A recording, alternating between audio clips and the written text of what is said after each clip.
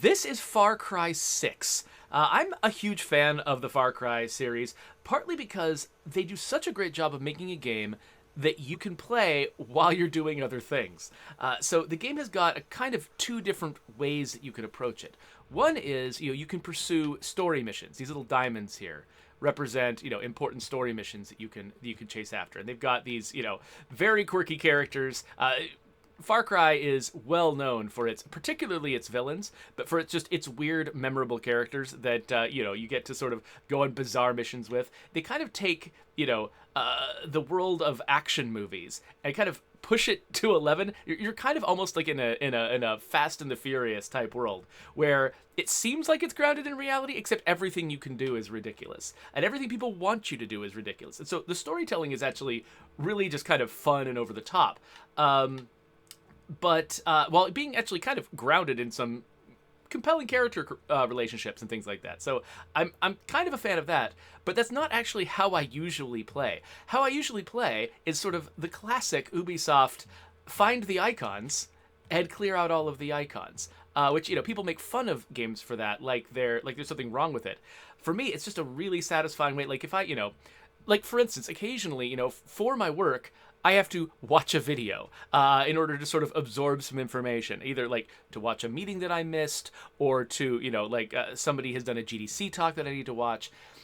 And the way that I am, sort of the like ADHD in my head, like it makes it hard for me to just sit down and watch a video and feeling like I'm doing anything. So, I can put the video up on my screen over here and I could just, with my hands, just play some Far Cry 6. And it's a lot of fun. It's like, you just kind of go around and you learn, what it takes to stealthily take down base after base, site after site. And you always feel like you're doing something that is emotionally satisfying. But because you're ignoring the storyline, you don't actually have to listen to any dialogue. You don't actually have to pay attention to a lot of the stuff that occupies that part of your brain. And so let's start out. I mean, I think eventually we should show some of the way that the story plays out in Far Cry 6. But let's start out just taking down some sites. So one of the most important types of sites that you want to go after are these artillery sites up here. Because they lock down parts of the map and keep you from flying helicopters there. Oh, no. Actually, it just occurred to me. Okay, this car is so fast. It's got so much torque. It actually lifts the front end off the ground if you accelerate too fast. So I have to be very, very careful about that. One thing I should probably do, just hearing that radio, I don't know if they've got a setting for turning off licensed music, but I should definitely do that if I'm doing a stream. So we've got volume, subtitles, interface and language, communication. I don't see any options there. Gameplay, possibly. Reticle sway, aiming assist. They do have a fair number of nice options, particularly like in the accessibility section. They've got a ton of accessibility options, which is really, really cool. One thing I don't see, though, is the option to turn off licensed music. So, yeah, this video is probably at some point going to make money for someone else. I guess there's not much I can do about it. So, I'll get on the road. Ooh. Did you see what just happened there? That title appeared on the bottom of the screen, and my mini-map and my destination went away. This is actually my biggest UX gripe with Far Cry 6. Whenever you enter a new area, they try to get your attention on the name of the area and let you try to establish a sense of place by putting its name in big letters on the screen. And that's nice of them and all, but they also void the rest of the HUD during that. And, Far Cry 6 is a game where, like, you use the HUD for a lot. The HUD isn't, superfluous. A lot of the time, you're relying on it to tell you where enemies are, to, you got to keep track of your health. You got to try to switch your weapons using the HUD. Because switching your weapons, it's on a wheel. So you have to be able to bring up a wheel in order to select things.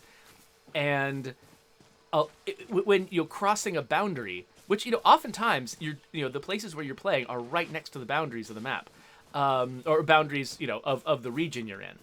And so stepping across the boundary, having that void your HUD in the middle of combat, can be a real big headache. So that I'm not a huge fan of that. But I am a huge fan of this game broadly. I think that somebody made a decision there that sounded real good at the time, but it's not working out well for me as a player. Okay, so let me catch up with the chat here real quick. So we've got a whole bunch of people who joined the chat since I started, including The Tank, Lily's Apple, Jedi Psych Tricks is here, Airy Twitch, Malator, and of course, Radithcord and Cloudcraft Games were, and Red Fighter were all here from the beginning. It's good to see you all. Oh, okay, so Airy Twitch says that they probably do have the ability to mute the music because apparently they saw Brian Menard playing this game and he had it turned off. So I think I just don't know where to look for it. If somebody does some research... What do you got for me? I hope you're not scared of burns, or chemicals, or poisons. There's a lot of it nearby. You feel the burn in your chest when you breathe? That's the smell from one of McKay's biggest acid plants. I hear the soldados there throw outcasts into the vats. Thanks. So what I just did there was they have these little black exclamation points that appear on top of people's heads all the time. And what that does is it fleshes your map out with new locations, which I really like. So you got this map that is full of locations, but, and of course one way to find them is just to drive all over the map, fly all over the map, and find them yourself. But I like the fact that they have you sort of engaging with characters on the ground, hearing the stories of these places, and that's like the most effective way to fill your map with icons. I think that was a really good decision. But yeah, if anybody in the chat wants to do some research and tell me where the option is. Oh, Malator points out that it actually, I skimmed by it. What am I doing? I skimmed by it because I looked in the audio section, I saw volume, and I thought, oh, this will be the standard volume options, and I didn't see... Okay, there's... Oh, radio music volume. There it is. Okay, great. I just skimmed by those and wasn't really paying attention to the idea that it was possible for one of these to actually represent my ability to turn down licensed music. So, okay, hopefully, having turned the radio down to 0, I'll have eliminated the chance that we're going to get a whole bunch of licensed music on here. Which, if any of you who follow me on Twitter might have caught that actually one of my favorite moments that I've experienced in this game was one involving licensed music. There was this moment where... So what they did was they picked one song, Livin' La Vida Loca, which people my age will remember as a song that was played a lot on the radio in the late 90s, early 2000s. I don't exactly remember what era it was, but it was kind of overplayed. It was a fun song, but it was kind of overplayed. Whenever that song comes on the radio, your character, after a couple of lines, will start singing along in unison with the song. And it will, and they'll have these like phrases they've recorded of the character singing that will be synced up to the music. And it probably took some work to make that happen. I mean, usually dialogue and music are not really that closely synced with each other in a game, and making them sync up probably took some work just for a comedic moment. So your character starts singing along with Livin' La Vida Loca, but I hadn't actually heard them do that before. So Livin' La Vida Loca came on, I listened to one line of the song, and then turned it off because I wanted to focus on something else. But I turned it off right after that sing-along characteristic, sing-along behavior had started, and so I hear Ricky Martin sing one line of the song, I turn off the music, and then my character keeps singing the song. The way that somebody might, like if somebody was listening to a song in the car while you were driving it and you turned the radio off, they might try to annoy you and complain to you a little bit by continuing to sing the song. So my character did that to me, and it was really cool, weird human moment for me and my character. And it wasn't exactly what they had planned, but it was still really cool. Anyway. Oh, so Lily's Apple says that that they loved Primal, 4, 5, and New Dawn, and this one didn't appeal to them that much. Yeah, that's Far Cry, they're on this cadence where they come up with a new Far Cry, full-scale Far Cry game every couple of years, and then on the off years, they do these side games like New Dawn or Primal. And I actually do tend to like the side games a little bit better, partly just because they don't take themselves that seriously when they're doing the side games. They did Blood Dragon that way, which is just a ridiculous game. So I do tend to like those more, partly just also because, they don't have the same large budget, I think, as these mainline games, which means that they spend more of their effort on the side content that I actually spent all my time on. New Dawn, not only did they have bases to take over, really challenging bases to take over, but you could untake them over and then take them over again at a higher difficulty level. And so that's just what I did. In fact, I think I've got videos of me doing that.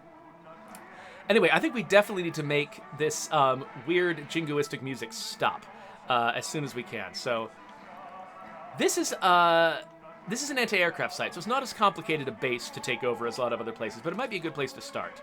So you get out your phone when you're going to attack a base. You get out your phone and you use it to sort of scan over everything, and you can highlight characters and things on your map by aiming your gun at them.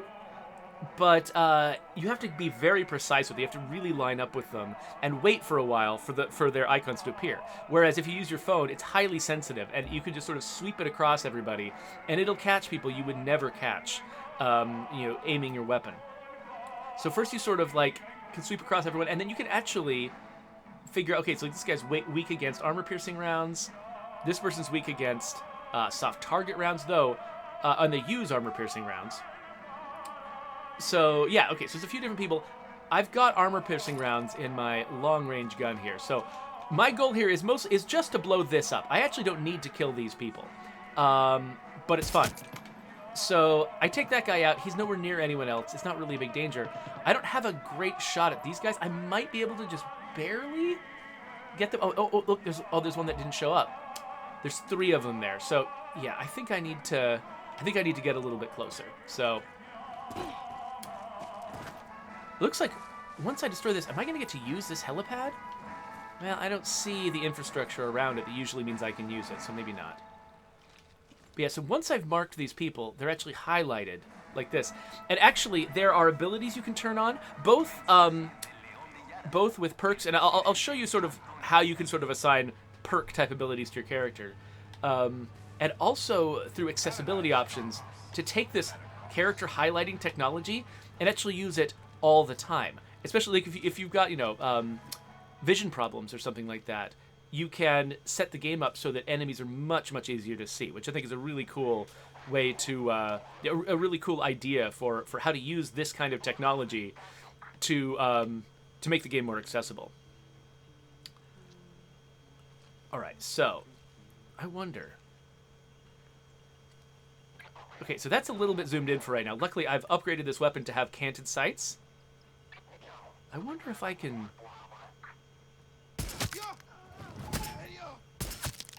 Well, I got 2 with 1 shot. That was pretty cool.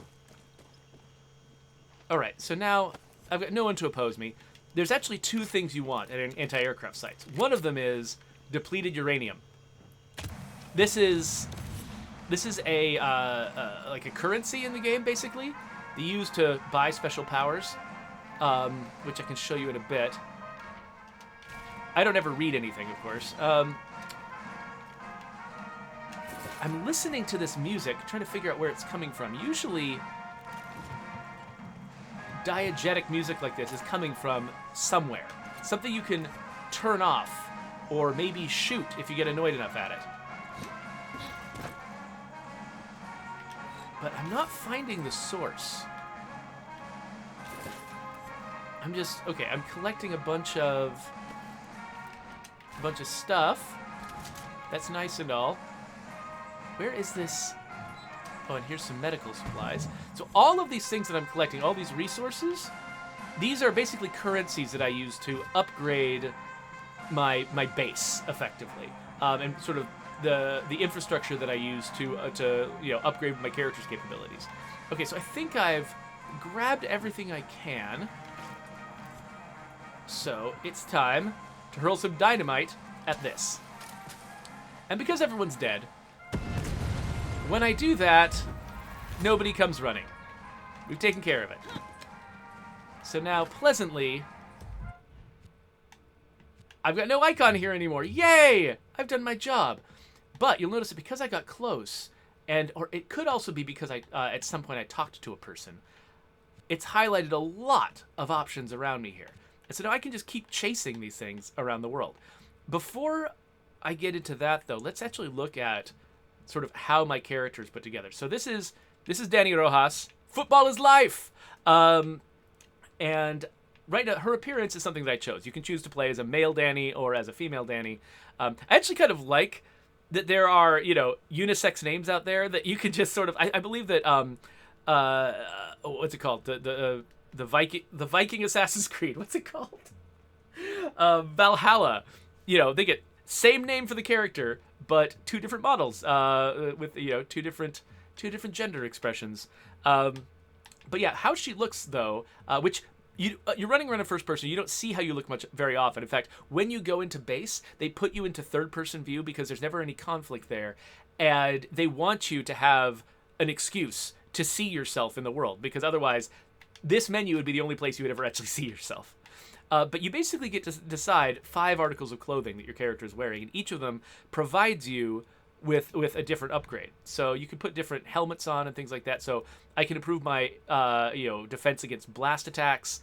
I can improve my weapon damage against ground vehicles.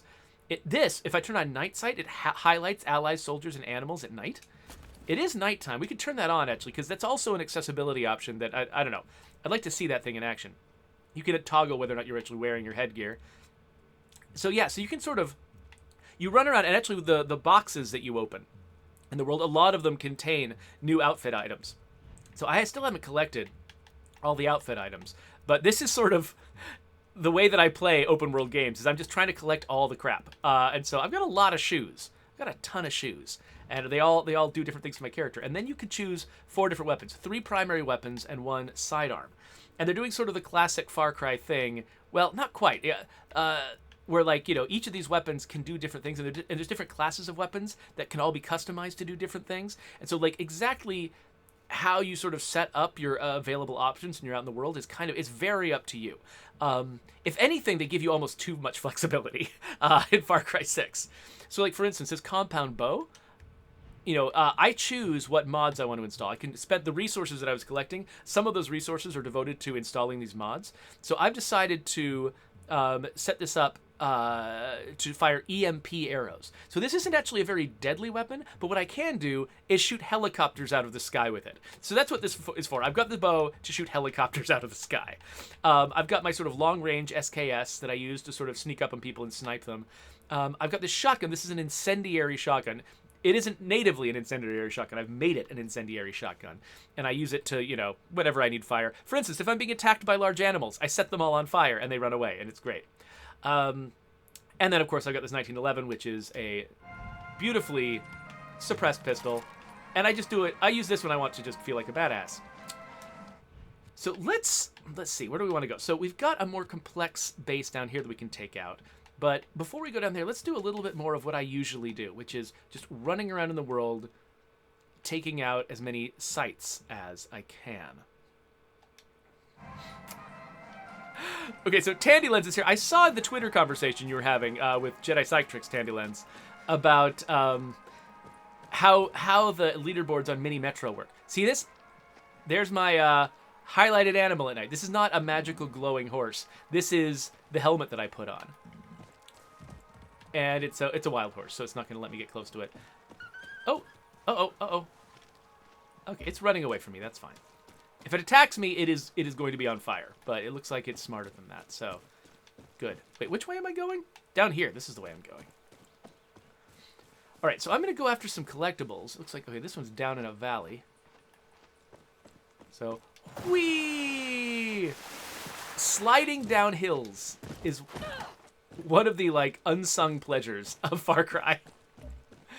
There was this one, they had this type of, oh, hello.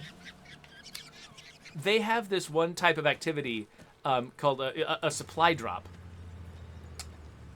that, where the goal is you start at a radio, you intercept sort of a message about a supply drop that's incoming, and then you can chase that supply drop down and get to it before the enemies do. And so it's usually about racing through the environment.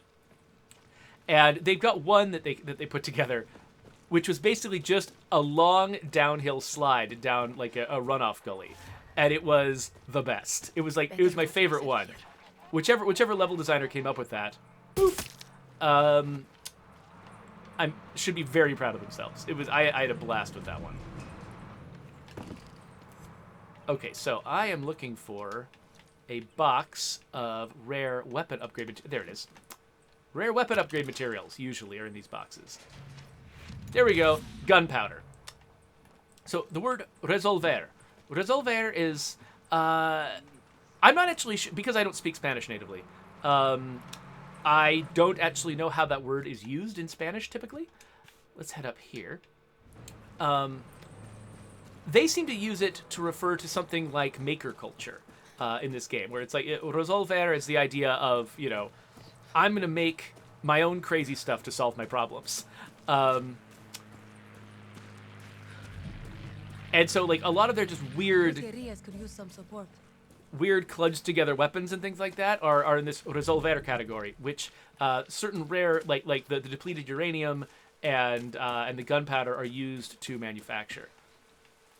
And so I actually, the aesthetic of their sort of cludged together weapons isn't quite my favorite. It's lots of primary colors. It feels very, very, very cludged together. I actually kind of like the more professional look of the factory manufactured items that I'm equipping. And so I actually am handicapping myself a little bit by not grabbing a lot of the more advanced stuff because I like the aesthetic of the professional stuff.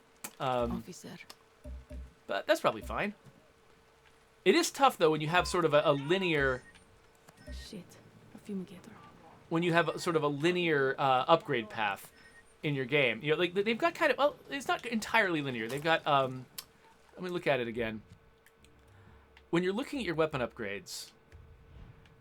Like, let's say, like, you look at your optical socket. Let's look at this. So... wait a minute. Oh, wait, I can't change them in the middle of battle. Never mind. I'll next time I go into like a workshop, I'll talk about that some more. So this is an ambush. Basically, see these blue dots? These blue dots represent my allies who are just waiting in secret places for me to kick off a fight with these enemies. And once I set off an alarm, they'll start fighting alongside me. So this is actually kind of a way for... If I'm not that great at taking over bases, this is one that's going to be a little bit on easy mode for me. Though if I can do it without setting off an alarm, that's better. Did anyone see that happen? I don't think so. If I never set off an alarm, then the guerrillas that I'm fighting alongside... Oops. Bullet penetration. They never kick in. I see a medic. Was that everybody? I think that was everybody. Okay, I'm gonna hop down. Wah! Oh, my face. So I steal the supply drop, and then this is done.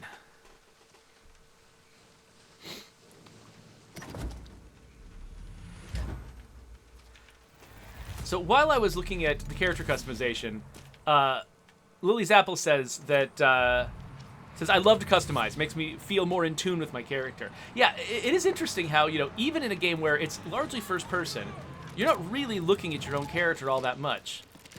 Let's just avoid this conflict. There's still this, you know, weird level of investment you get by sort of determining who your character is. And so it's a nice feature to have. I just realized that because I turned on that enemy highlighting feature, I turned off a feature that I actually use a lot. What did it look like again? This one. Headshot kills refund the round. This is my favorite hat because you might have noticed that when I reloaded this gun, it took a while. This gun, you know, this SKS, I think if you completely deplete the clip, then you can load the whole thing in a really fast animation. But if you don't deplete it, if you try to reload midstream or whatever, mid-magazine, it actually takes a while. You have to load the bullets one at a time. And I noticed that actually they did the exact same thing in Call of Duty Vanguard with the what? With the M1 Garand. You know, if you wait until you've depleted the the magazine, you load it really fast from a clip. But if you try to reload midstream, it takes you much longer. And so the SKS here has got that dynamic. Like, one of those shots did not hit someone in the head, so I had to reload it. And so by combining this SKS, which is actually a very high damage dealing weapon, but the downside is that it's more inconvenient to reload. If I combine that with that ability, that means that I don't have to reload nearly as often. As long as I'm sneaky and I'm just getting nothing but headshots, I never have to reload. I don't know, it makes me feel clever, like I've really min-maxed the system, which is kind of cool. Oh, what the? Oh, he had a passenger. Idiot. Okay, fine. Fine. Take that. This is for you. Oh, come on. Do better than that. There we go. That's what I wanted to do. Okay, so this game has got several different sort of environmental effects that matter. You saw that red gas coming out. So the story of this is that the dictator of this island is exploiting workers like crazy by making them work in these chemical production. They're selling this like cure-all medical thing around the world, and it's sort of the main, the primary product of this island. And in order to make as much money from that as he can, he's basically working his people like slaves, under terrible health conditions, to manufacture this toxic chemical that eventually gets turned into medicine. And so they actually have weaponized it. Like, they actually use this gas as a weapon against you in combat. So there's the gas, there's also fire, and there's explosions. They're all treated as different types of damage. And so you can, depending on who you're up against, you can, wear different clothes to prepare yourself for it. You can use those different damage types yourself against them. Though I just tend to just get headshots on everyone. And that works for me. Oh, this is... I can't... Okay. Is that bad guys? That might not be bad guys, so I'm glad I didn't murder those people. Cloudcraft says that sneaking and getting nothing but headshots sounds like how I play. Yeah, that is definitely how I play Far Cry. Oh wait, so is that my... Oh yeah, okay, this is a new place. Cool. Wait, is this a new place? Or did I just forget to get... I probably forgot to get the item that I was there to get. That's probably what happened. So, fine. Ow, my face. Okay. Yeah, so no on my... So people keep asking me, is Far Cry 6 good? Should I get it? And really, a lot of that depends on what you want out of a game like this. It's like people at the office were talking about it too. They're like, hey, Far Cry 6 came out. Should I get Far Cry 6? And, I can only recommend it if you play Far Cry 6 the way that I play Far Cry 6. Like, if what you enjoy about Far Cry games is running around and emptying the map of neat stuff, tackling different bases, just sort of sneaking around, collecting things, wiping icons off the map. If that's what you enjoy about a Far Cry game, this game does it really, really well. It's full of fun little surprising places. I keep running into things. I'm like, oh, that's really clever, as I'm sort of going around the map, and it doesn't really insist that I engage that much with the story if I don't feel like it at any given time. And that's what I want. If what you're after is like an extremely engaging story, like if you want, super high production value cinematic game, I just don't know. If I were to just sort of play straight through the story, and turn it into that kind of experience, I genuinely don't know how this game would perform, because that's just not how I play.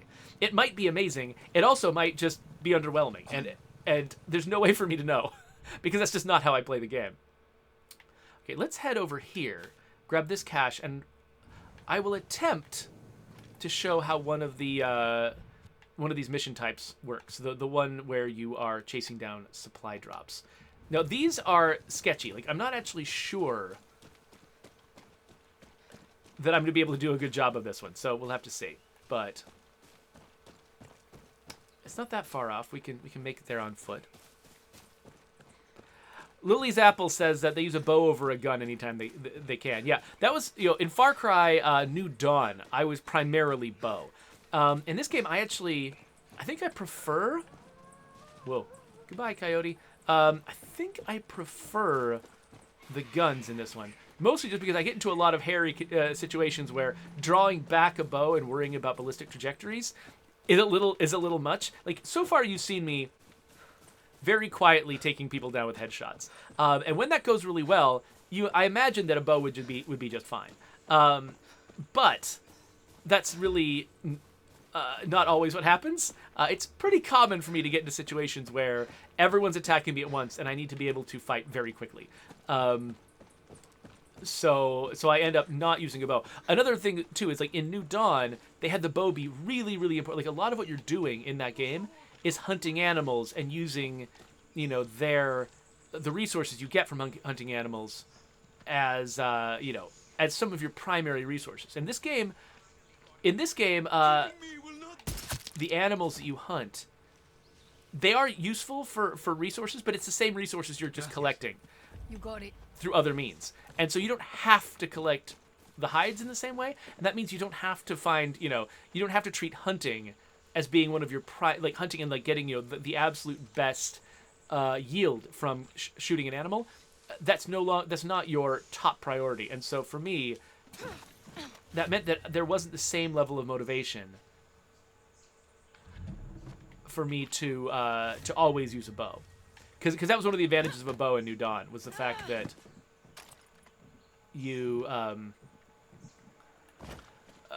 it led to greater yields from animals. Okay, I will definitely interact with every single one of these things. I will just not care what they say. All right, so it looks like there might be something underground in this area, because there's definitely a crate here. But I don't see it on the surface, and I believe that when I was further away, it looked like it was under the ground. Let me just go down the hill and put some distance between me. Whenever you get close to a marker you've placed, the marker disappears automatically. Yeah, see, it's on a level with me right now. And this is not like State of Decay 2, where the Z position of your destination icons is an arbitrary height above the ground based on your height. Like, if this looks like it's under the ground, it's definitely under the ground. Okay, there we are. So these are actually some of the harder and more interesting things to find, are the things that are buried in bunkers. So just sort of solving the geometry of where something is likely to be is part of the fun. What is that thing? There's a thing on the desk. What is that? Oh, a USB stick with music that I'm not going to listen to on it. Cool.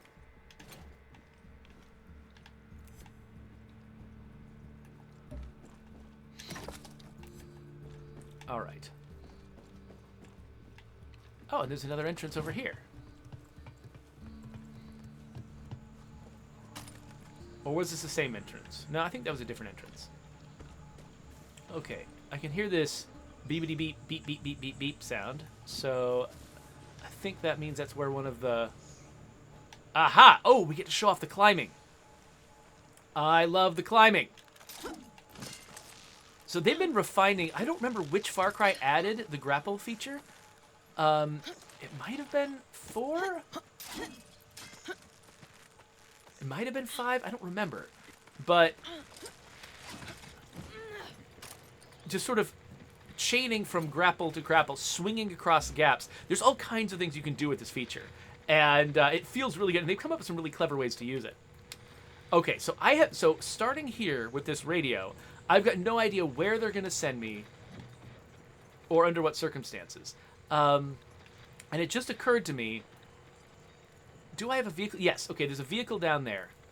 Okay, whatever vehicles are near one of these radios are probably the intended way for you to pursue your goals. And they also usually orient you in the right direction. So, facing this radio, I'm betting they're going to send me somewhere over there in a place that's interesting to get to with an ATV.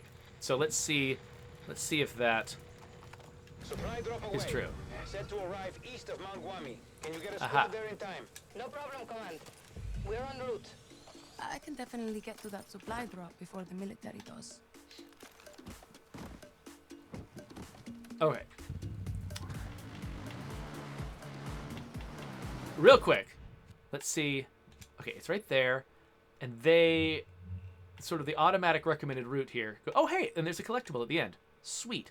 So yeah, the recommended route is there. So I just need to go straight ahead. It's interesting, by the way. So looking at the paths in this world, and the timer is paused now, by the way.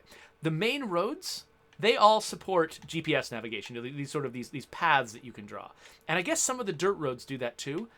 These dotted blue lines, these are guerrilla roads. They're sort of like wilderness roads, and there's a couple things about. So usually enemies avoid these roads. So usually you're pretty safe, even if you're in trouble. You're pretty safe taking these roads. But the GPS system doesn't use them, and so if you want to use the guerrilla roads, which are pretty safe and easy to navigate, especially on horseback, you have to actually navigate them yourself. They don't. It's an interesting thing, like.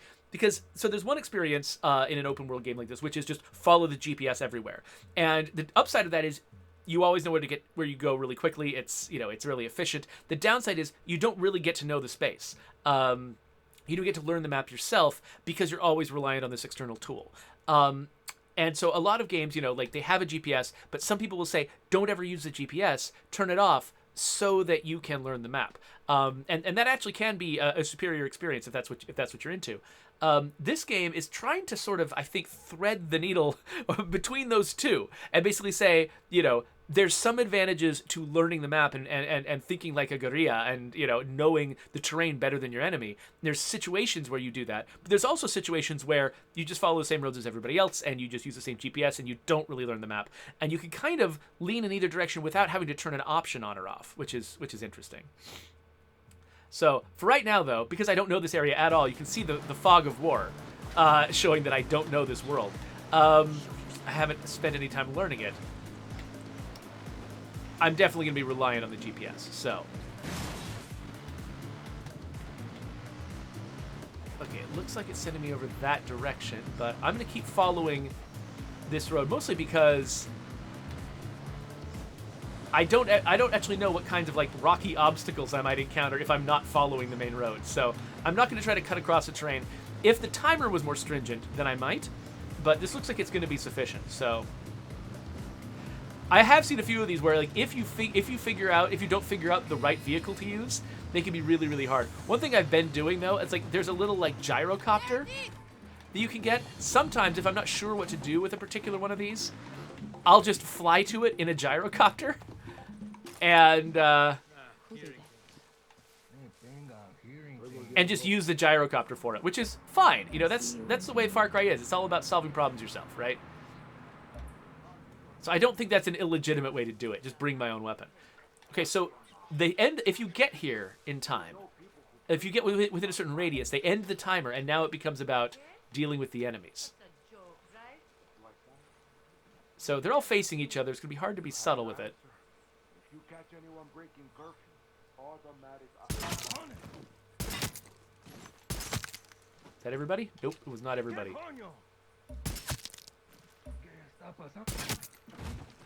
So I was able to do that so easily because I upgraded this weapon with armor-piercing bullets. So all those people with helmets, normally you'd have to shoot them several times, but because I have armor-piercing bullets, I can go right through the helmets. And armor-piercing bullets against people, like soft targets, aren't bad. This is a major hall. They don't have the same downsides as soft target bullets. So, because soft target bullets against people in helmets are really, really ineffective. And body shots to normal characters are much more effective.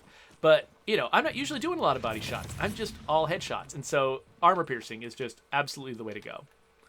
So yeah, so I've just collected some more resources for my base, all that kind of stuff. Okay, so this is, let's see. Oh, interesting. So to get inside, how am I going to get inside here? It looks like the resources that I want are inside this building. But the doors are not doors. Is this breakable? Sometimes gratings are breakable, but it looks like that one isn't.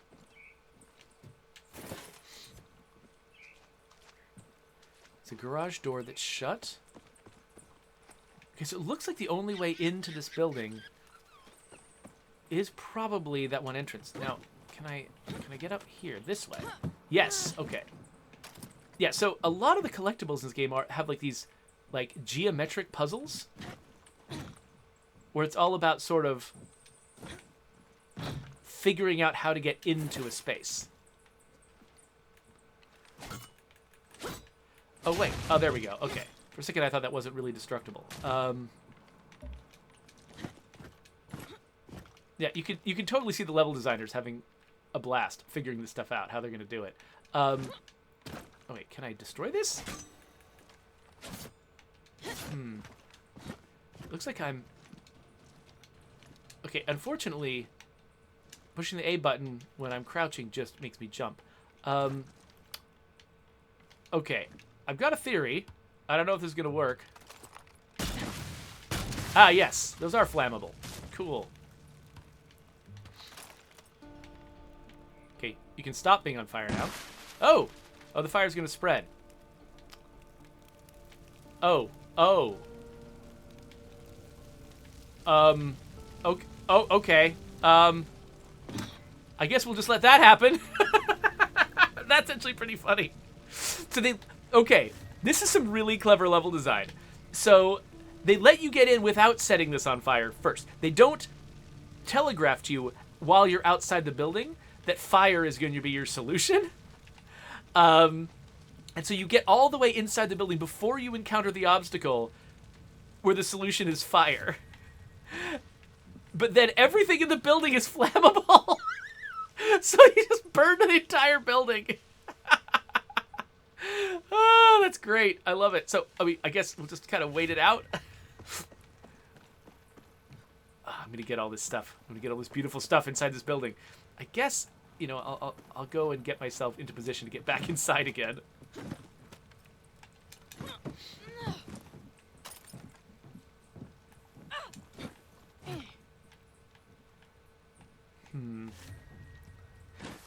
Yeah, so Cloudcraft says that he actually isn't a fan of sort of one solution puzzles like this. I feel like Far Cry has got a fair number of multi-solution problems in the game. I don't begrudge them the fact that sometimes they come up with highly specific puzzles for me to solve. That's probably fun for them, and oh gosh, it's still going. And I actually do enjoy it. Oh, wait a minute. That wasn't even the answer. Dang it! I thought I had found the answer, but no. No, it's just over here. What the heck? I was sitting here thinking that it was cleverer than it actually was. All right, fine. That's cool. Whatever.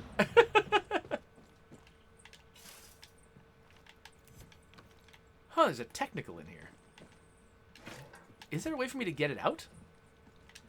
Because one thing you can do, one of the collectibles in this game is vehicles.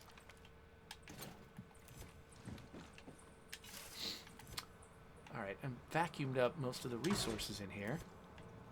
Can I flip this switch? Looks like no. What if I get in the car? Oh, yeah. It looks like this must be a big deal, getting this vehicle. Oh. Cool. Oh, this is an official ride. Okay, so the game has got several vehicles that can actually be your official ride that you can call in from anywhere. There's only 4 of them. I already unlocked the Beaumont Valentina, the CAG TG, and now I've got the Sabuku, and I don't have the Bravo yet. I don't know where to get the Bravo. I didn't even know that the Sabuku was a thing. So normally you would have to take a vehicle back to a particular place to claim it, but I don't have to do that because I've got a car, because this is one of the official cars, and they just unlock it for you when you unlock it. Awesome. Well, we have been playing this for a bit. I should probably cut a new episode. So I think what we're going to do next time is try to take down one of the larger bases. So I'm going to mark that on my map. But before I get going on the road, let's wrap up the episode. Let me look back in the chat and see what I missed, because I'm sure I missed something.